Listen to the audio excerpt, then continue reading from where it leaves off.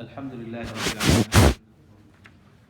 والصلاة والسلام على سيد الأنبياء والمرسلين وعلى آله وأصحابه أجمعين أما بعد أعوذ بالله من الشيطان الرجيم بسم الله الرحمن الرحيم قال الله تبارك وتعالى فلما استيئسوا منه خلصوا نجيا قال كبيرهم ألم تعلموا أن أباكم قد أخذ عليكم موثقا من الله ومن قبل ما فرطتم في يوسف فلن أبرح الأرض حتى يأذن لي أبي أو يحكم الله لي وهو خير الحاكمين ارجعوا إلى أبيكم فقولوا يا أبانا إن ابنك سرق وما شهدنا إلا بما علمنا وما كنا للغيب حافظين صدق الله العظيم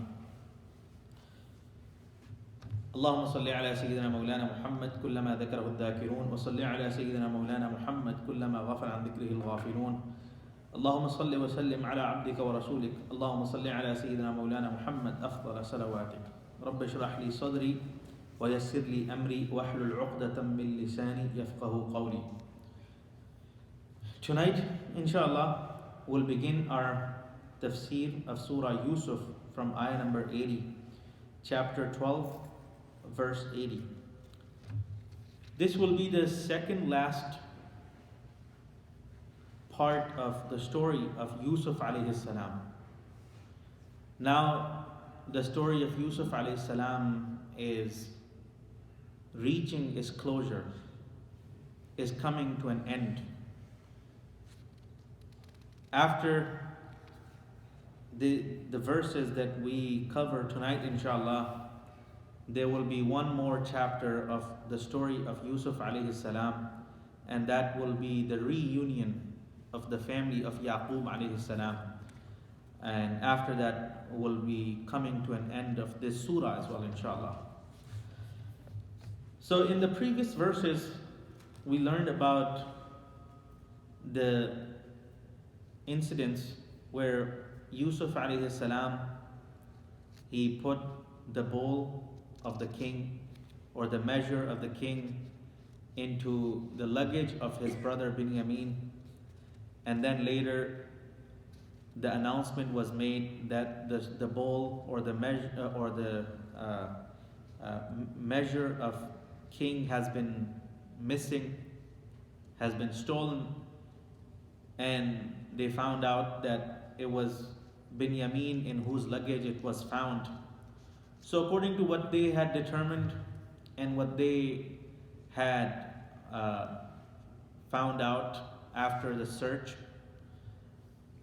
they decided that Binyamin would be detained and Binyamin would be kept in custody of Egyptian authorities. And Yusuf alayhi salam was probably the most high-ranking official among the Egyptian authorities. So Yusuf alayhi salam, that was his desire, that was his wish, which Allah caused to be fulfilled. Allah subhanahu wa ta'ala made the arrangements so the wish of Yusuf alayhi salam would be fulfilled. So when the brothers found out that Binyamin appeared to have stolen the bowl that belonged to the king, they turned to Yusuf alayhi salam and they said to Yusuf alayhi salam that if he has stolen something, إِن يَسْرِقْ فَقَدْ سَرَقَ أَخٌ لَهُ مِنْ قَبْلِ, then his brother indeed did steal before as well. So they both are from the same mother, and they both have the same blood, and they both have the habit of stealing. So as I mentioned last week, that instead of defending their brother, knowing the character of their brother, knowing that their brother had never done anything wrong, instead of defending their brother, they went against their own younger brother, and they basically sided with the accusation. So then they remembered that they had made a promise to their father, Yaqub alayhi salam, that they will certainly bring Binyamin back and they will do everything to protect him and guard him from any harm, and they will bring him back safely. So when they remember that, they turned to Yusuf alayhi salam and they said, "O Yusuf, you know this young man has an old father and he cannot live without him. So why don't you take one of us, the other 10 brothers, why don't you take one of us instead of him and spare him, spare his life, let him go back." So Yusuf alayhi salam said, "Ma'ad Allah, I seek refuge in Allah, أن نأخذ إلا من وجدنا متاعنا عنده إنا إذا لظالمون." That we seek refuge in Allah from taking someone other than the one who's guilty. According to the findings, according to the investigation, Binyamin was found guilty, therefore we will only detain Binyamin. We will not take someone else in place of the guilty one. If we do that, inna idhal lavalimun, then we are the wrongdoers. And we seek refuge in Allah subhanahu wa ta'ala from doing wrong to anyone. At that time, according to the books of tafsir, it is mentioned when Yusuf alayhi salam was not budging, and Yusuf alayhi salam already said, "Ma'ad Allah an na'khudha illa man wajadna mata'ana 'inda." So they became disappointed. And that's what Allah subhanahu wa ta'ala said, فَلَمَّا اسْتَيْأَسُوا. When they became despaired, when they became disappointed from their plea to Yusuf alayhi salam to take one of them in place of Binyamin. Now they learned that Yusuf alayhi salam is not budging. Yusuf alayhi salam is not going to move from his decision, and Yusuf alayhi salam is not going to take someone else in place of Binyamin. So they became disappointed, they became despaired. And at that time, according to the books of tafsir, it is mentioned the one who was the eldest. فَلَمَّا اسْتَيْأَسُوا مِنْهُ خَلَصُوا نَجِيًّا. When they became disappointed, they went into a corner and they started consulting each other. They started talking to each other in a low voice, like a whisper. فَلَمَّا اسْتَيْأَسُوا مِنْهُ خَلَصُوا نَجِيًّا. It comes from najwa, which is mentioned in another place in the Quran. And Rasulullah sallallahu alayhi wasallam, he said, إِذَا تَنَاجَى مِنْكُمْ إِثْنَانِ لَا يَتَنَاجَى مِنْكُمْ إِثْنَانِ. Two people should not whisper with each other in the presence of the third one. When the third person is there, two people should not be whispering with each other, because the third person would think that they're probably conspiring against me. They're probably doing some planning to harm me, to hurt me, or to do something bad to me. So these brothers, 10 of them, they consulted each other, they made mashwara with each other, and the eldest one of them, قال كبيرهم, he said to the others, قال كبيرهم ألم تعلموا أن أباكم قد أخذ عليكم موثقا من الله. Don't you know, don't you remember, meaning don't you remember, not don't you know, don't you remember that your father took a solemn oath from all of you in the name of Allah that you will safely deliver back Binyamin to him? When you were taking Binyamin from him, he took a solemn oath from you. And we can go back to those verses where Allah subhanahu wa ta'ala made mention of that. That Yaqub alayhi salam took an oath from his sons that you will bring Binyamin back safely home. And now the eldest one, he said, don't you remember that? Don't you remember that oath? What are you going to say to your father? According to the books of tafsir, some say the eldest one was Sham'un. Sham'un was eldest in age. And the one who was most intelligent was Ruwaybil, one of the brothers of Yusuf alayhi salam. So either one of them, they said to the other brothers that you should remember that promise, that oath that you gave to your father Yaqub alayhi salam. وَمِن قَبْلُ مَا فَرَّطْتُمْ فِي يُوسُف. And already you have wronged Yusuf. Now these brothers, they know what they did in the past. So they're reminding each other, remember what you did to Yusuf? Now you're doing the same kind of harm to his brother Binyamin. Because your father has not forgotten about that loss.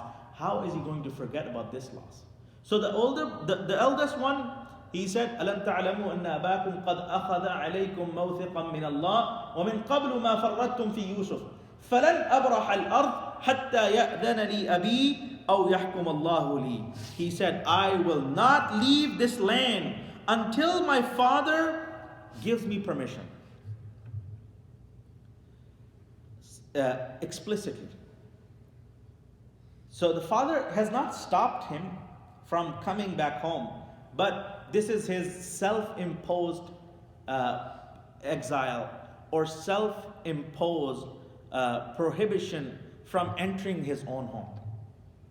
And there are many examples of that. You can do that if something has not gone the way you want it to, then you can say, I will not do this until this happens. So this brother of Yusuf alayhi salam, he said, I will not leave this land, the land of Egypt, and go back to Canaan until my father explicitly allows me to return home. Or if Allah makes a judgment in my favor. أَوْ يَحْكُمَ اللَّهُ لِي. The judgment of Allah can be understood in two ways. The judgment of Allah could be that Allah subhanahu wa ta'ala revealed to Yaqub alayhi salam that you should allow your son to come back home. Because Allah subhanahu wa ta'ala was not going to reveal directly to Sham'un or Ruwaybil that you are free, you can go back home. He was not the Prophet of Allah. That revelation only happens with the prophets. Revelation cannot happen with any person. So he said, if Allah decides that I can go back home, He can reveal that to my father. My father is a prophet of Allah, and therefore then I will go home. Or another way the judgment can be understood is the judgment of death. That I will stay in this land until I die, which will be the judgment from Allah subhanahu wa ta'ala, that I will remain in this land until my death. وَهُوَ خَيْرُ الْحَاكِمِينَ. And Allah is the best of those who judge. إِرْجِعُوا إِلَىٰ أَبِيكُمْ. Now he said to his brothers, go back to your father.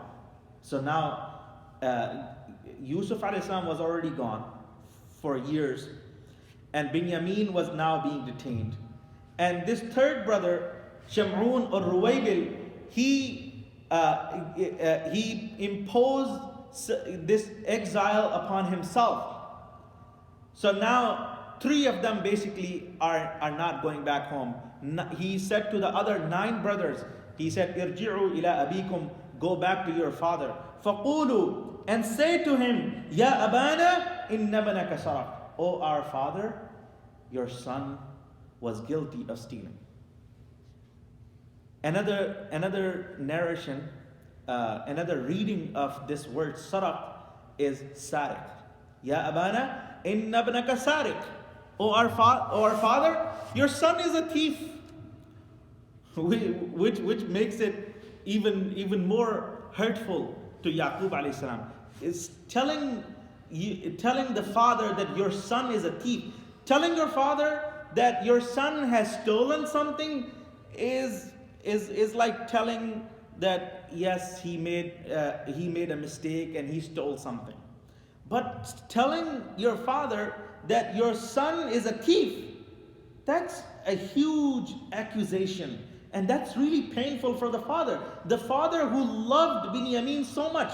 Imagine how much painful that would be to Yaqub alayhi salam when he heard from his own sons accusing Binyamin that your son is a thief. So that's another reading of the Quran. You know why? Because in some writings of the Quran, even here, the way the word saraq is written is Seen, Ra, and Qaf. And in the original Mus'haf, which was prepared under the supervision and instruction of Sayyidina Uthman bin Affan radiallahu anhu, in that Mus'haf, in that copy of Quran, there is no i'rab. There is no fatha, there is no dhamma, there is no kasra, there is nothing.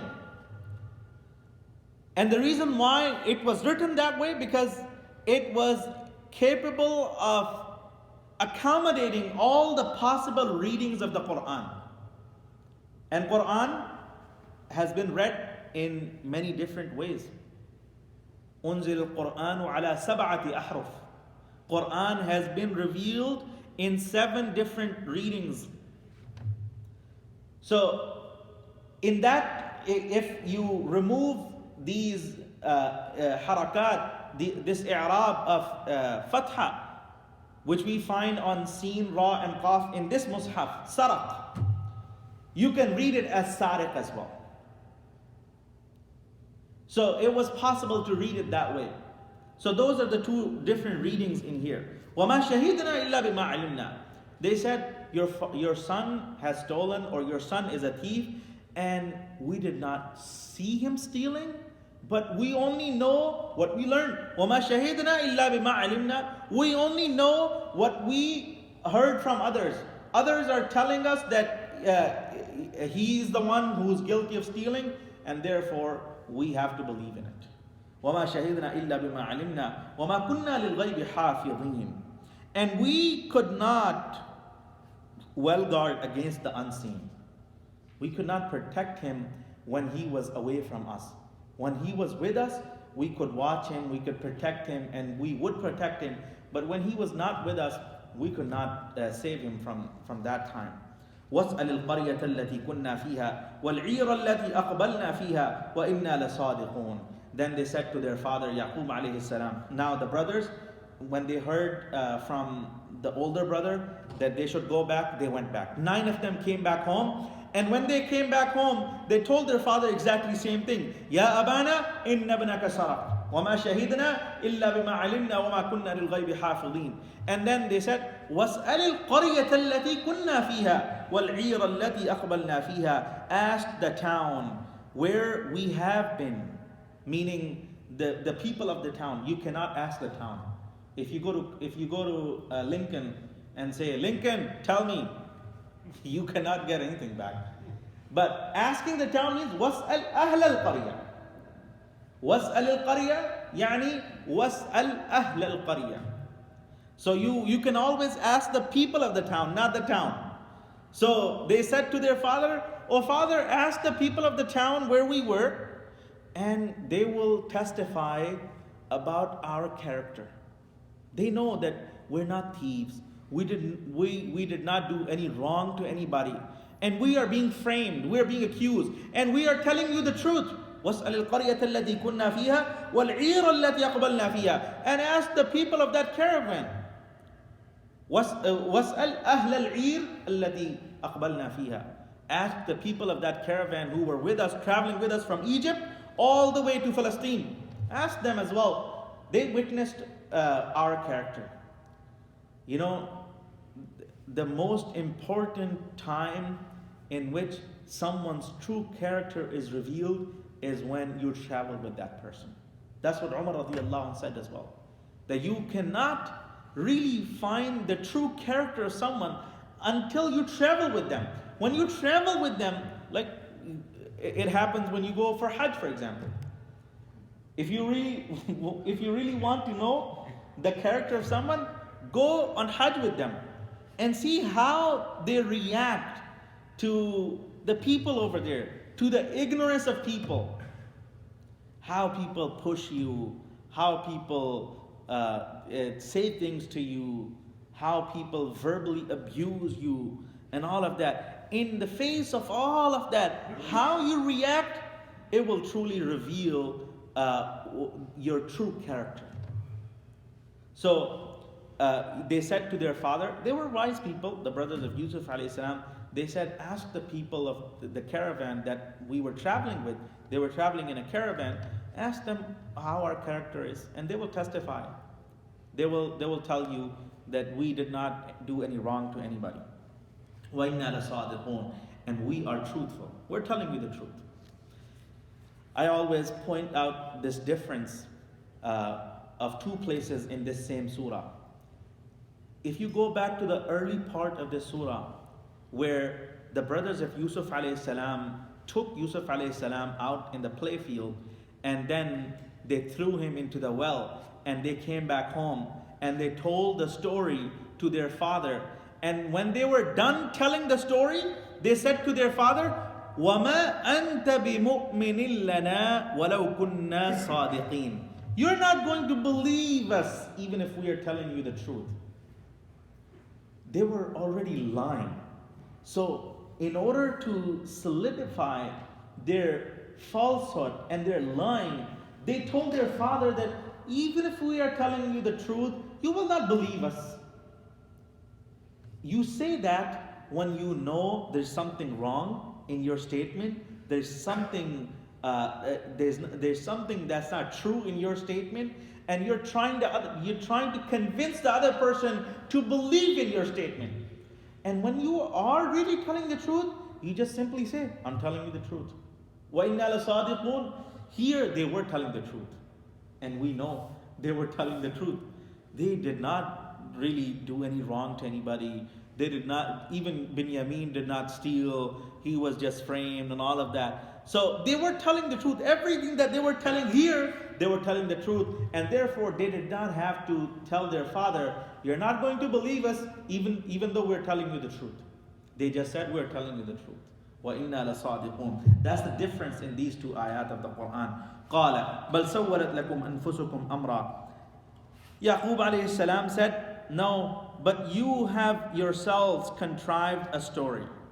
You have made up this tale that Binyamin stole the bowl that belonged to the king, and therefore he was detained, and now the authorities in Egypt are not releasing him, are not letting him go. You made up all of this. You did something terrible to this son of mine as well. Just like what you did to his brother Yusuf. Most of you by now know that Yusuf alayhi salam had one full brother and 10 half brothers. So Yusuf and Binyamin were the full brothers. Their mother was Rahila, and the other 10, they were from the other wife of Yaqub alayhi salam. So therefore, Yaqub alayhi salam always had much more love for these two, for Yusuf alayhi salam, and after Yusuf alayhi salam with Binyamin. So Yaqub alayhi salam said, "Bal sawwalat lakum anfusukum amra." You yourselves have contrived a story good enough for you. فَصَبْرٌ جَمِيلٌ. So I am going to deal with it patiently. Just like what he said when he lost Yusuf, he said صَبْرٌ جَمِيلٌ. And then he said, عَسَى اللَّهُ أَن يَأْتِيَنِي بِهِمْ جَمِيعًا. Perhaps Allah will bring them all to me. Now, how many sons have Yaqub alayhi salam lost? 3. So, since he lost 3, therefore, the words that he's using are also reflective of that. He's saying, عَسَى اللَّهُ أَن يَأْتِيَنِي بِهِمْ جَمِيعًا. Perhaps Allah will soon bring all of them back to me. If there was only one son he lost, like Yusuf alayhi salam, he would say, عَسَى اللَّهُ أَن يَأْتِيَنِي بِهِ. If he had lost 2 of them, he would say, عَسَى اللَّهُ أَن يَأْتِيَنِي بِهِمَا. But he lost 3. 3 is a plural in Arabic. So he said, عَسَى اللَّهُ أَن يَأْتِيَنِي بِهِمْ جَمِيعًا. Perhaps Allah will bring all of them back to me. And that was showing the optimism of Yaqub alayhi salam.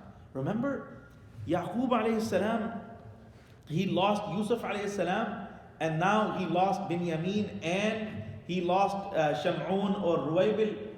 But he never believed at any time in his life that Yusuf alayhi salam is dead. Otherwise, why would Yaqub alayhi salam say that perhaps Allah will bring all of them back to me in this life? Not in the hereafter, but in this life.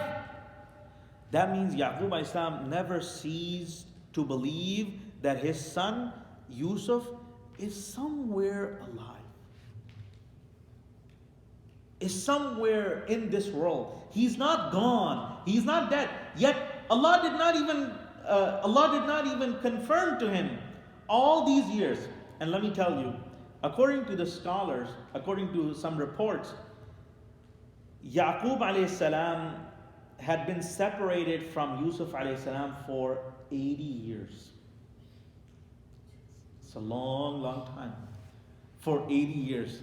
And I forgot to mention a small story.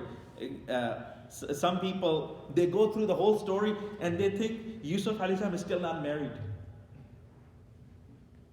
Yusuf alayhi salam got married in Egypt.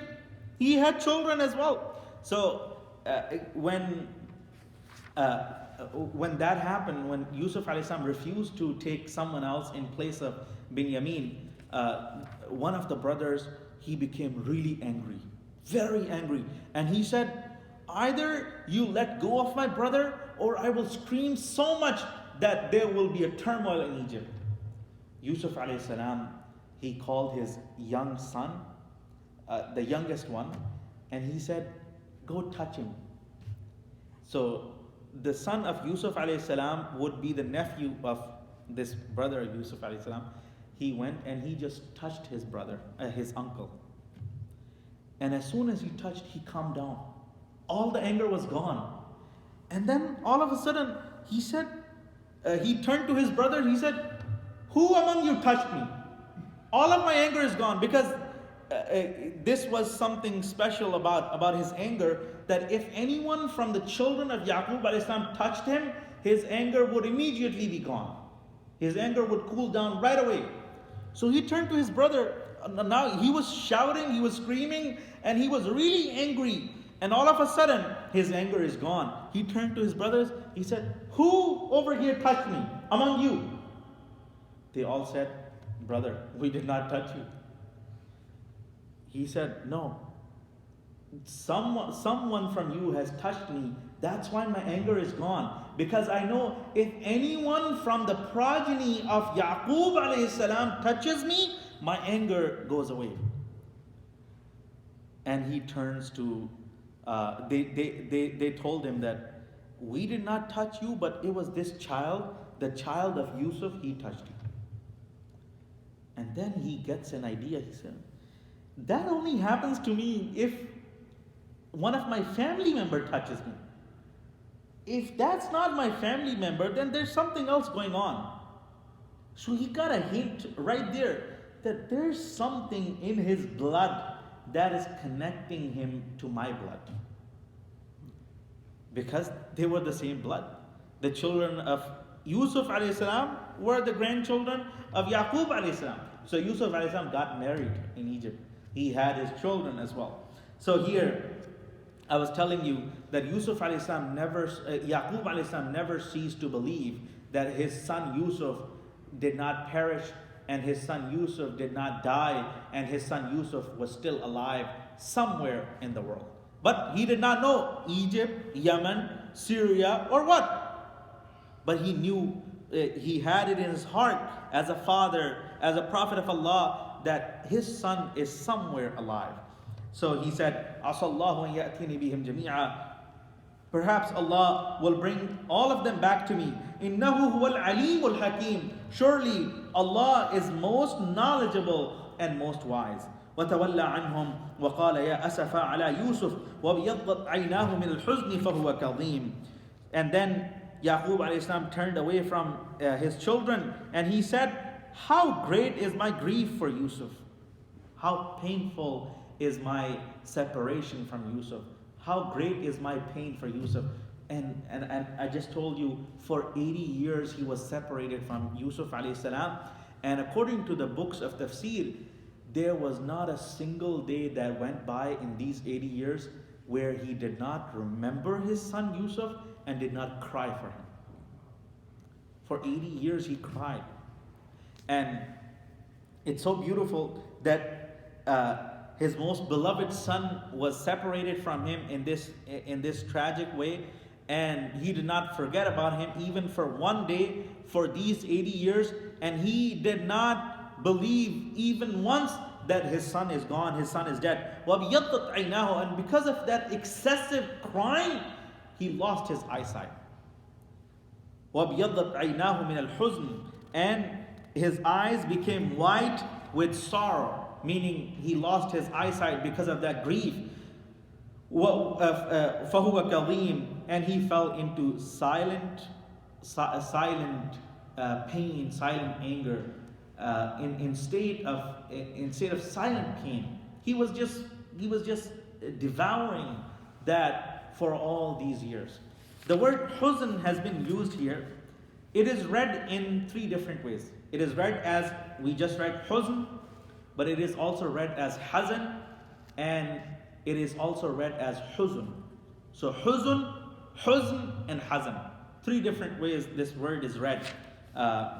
And Sayyidina Yaqub alayhi salam is being described here in this ayah for his pain of separation that he suffered for 80 years.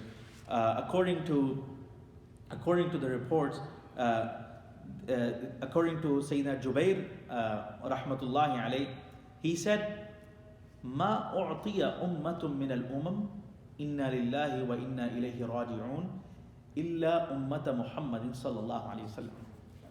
He said that this ummah, our ummah, has been blessed with a gift that no other ummah was blessed before.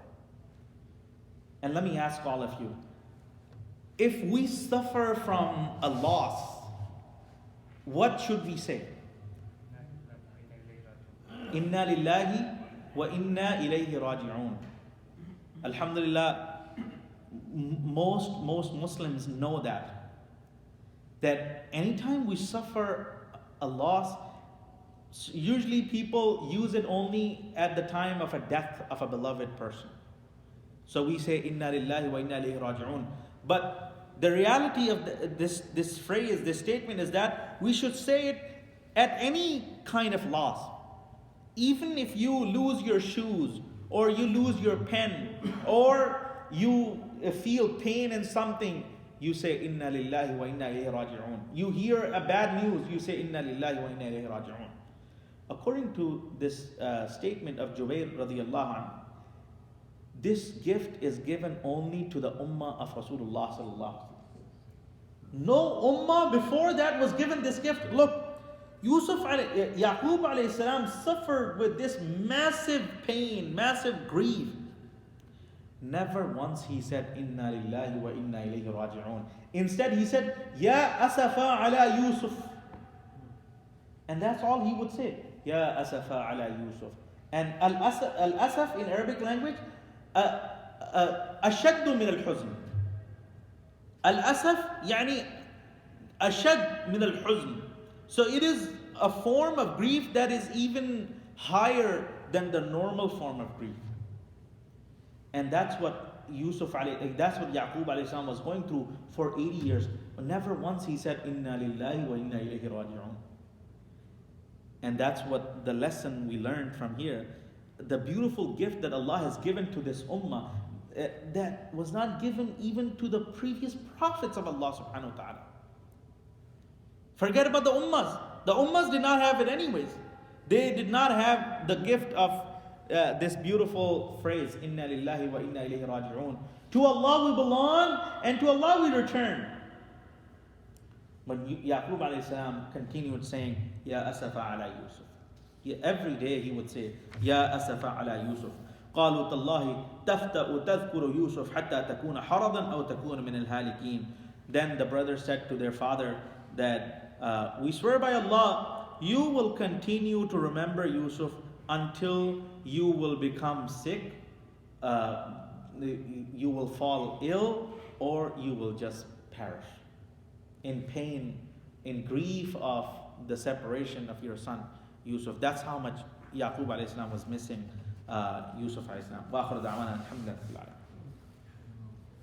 Any questions? So at this time, Yusuf alayhi salam was a prophet? Yes, he had been a prophet for a long time. Huh? Yaqub, for how long did he live? 160 years. So he, before the separation, I think he was some 65 years old. Then for 80 years he did not have his son. And then after the reunion, he lived for another few years. And then he died in Egypt. But he's not buried in Egypt. You know where his grave is? His grave is in Palestine. His grave is in the same cave, which is known as the Cave of Patriarchs. That is the cave where the graves of the family of Ibrahim alayhi salam are. So Ibrahim alayhi salam and his wife Sarah, and then Ishaq alayhi salam and his wife Rifqa, and then Yaqub alayhi salam. So there's a masjid on top of this cave. The access to this cave is not open anymore. It used to be maybe many decades ago, but I went there a few years ago, and the access to that is not open. There's a gate on top of that cave, and it's locked. So deep in that cave are the graves of Ibrahim alayhi salam, and then Ishaq alayhi salam, and the wife of Ibrahim alayhi salam, the wife of Ishaq alayhi salam. They were buried over there. So when Ibrahim alayhi salam, before he died, he actually purchased that cave. It belonged to a man in Palestine. Yaqub alayhi salam went to him. That place is called Al-Khalil in Arabic.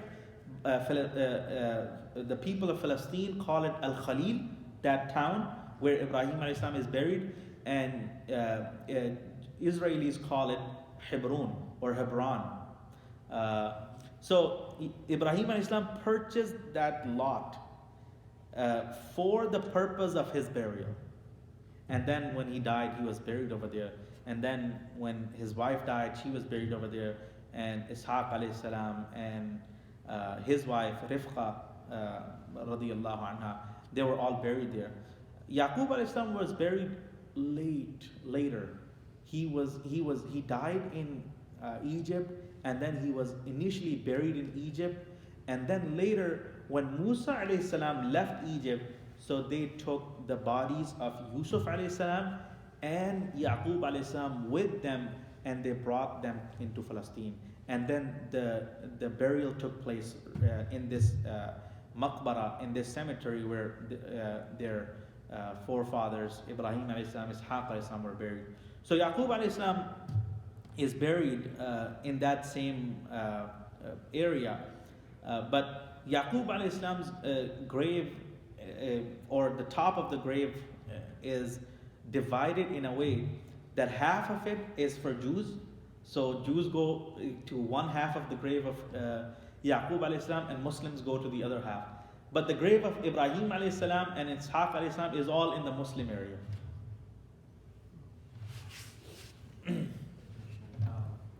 At the time, the Rasul Islam was prophet. So Yes. he was known as Yusuf, or he was known as another name? He was known as Yusuf. Same name. So Yes, same name. As he was known as Yusuf, but people, as a respect to him, they would not call him Yusuf. They would call him Aziz. Ya ayyuhal Aziz. So they would address him by his official title. His official title was Aziz now. As you know, if you're talking to a president, you will say Mr. President. You would not say, the name of the president. So Yusuf alayhi salam had the official title. So any person who would come to greet him, come to meet with him, they would address him with his official title, using his official title, not his name. That's why when it will come later, inshallah. سبحانك اللهم وبحمدك أشهد أن لا إله إلا أنت أستغفرك وأتوب إليك. اللهم صل وسلم على عبدك ورسولك. اللهم صل على سيدنا مولانا محمد أفضل صلواتك. اللهم إنا نسألك الهدى والتقى والعفاف والغنى. اللهم إنا نسألك العفو والعافية والمعافاة الدائمة في الدين والدنيا والآخرة. اللهم حبب إلينا الإيمان وزينه في قلوبنا وكره إلينا الكفر والفسوق والعصيان واجعلنا من الراشدين. اللهم استر عوراتنا وآمن روعاتنا. اللهم احفظنا من بين أيدينا ومن خلفنا وعن يميننا وعن شمالنا ومن فوقنا وأن نغتال من تحتنا. رضينا بالله ربا وبالإسلام دينا وبمحمد صلى الله عليه وسلم رسولا ونبيا. ربنا آتنا في الدنيا حسنة وفي الآخرة حسنة وقنا عذاب النار. ربنا تقبل منا إنك أنت السميع العليم وتب علينا إنك أنت التواب الرحيم. وصلى الله تعالى على خير خلقه محمد وعلى آله وأصحابه أجمعين برحمتك يا أرحم الراحمين.